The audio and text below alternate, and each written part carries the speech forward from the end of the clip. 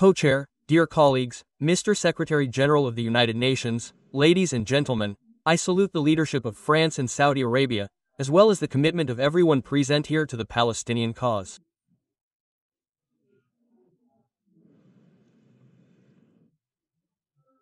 This conference is being held at a time when the universal conscience is profoundly shaken by the unbearable situation in Gaza. A situation that has exceeded all limits.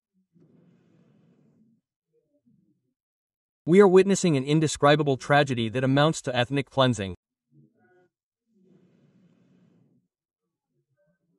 In the face of so much of humanity, this land, not acting is not an option. It would even amount to passive complicity.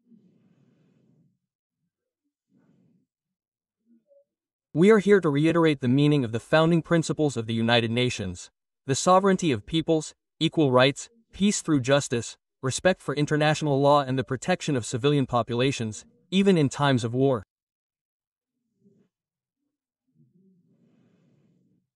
So many values are now being destroyed in the rubble of Gaza.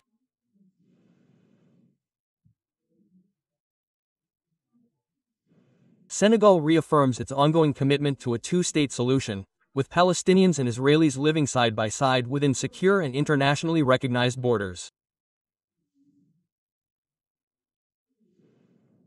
This is what the partition plan decided by the United Nations calls for. It is also a requirement for peace and security for the peoples of both countries, a requirement for justice, and a requirement for humanity.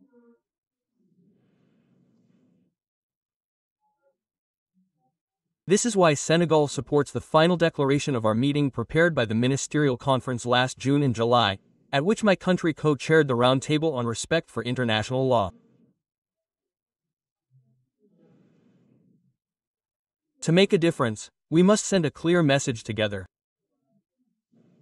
The occupation must end. The suffering of civilians must end. We must work towards an immediate ceasefire. Israel must stop its bombing and allow the delivery of humanitarian aid through the UN. The UN must consider deploying a stabilization and observation mission to ensure that illegal acts stop.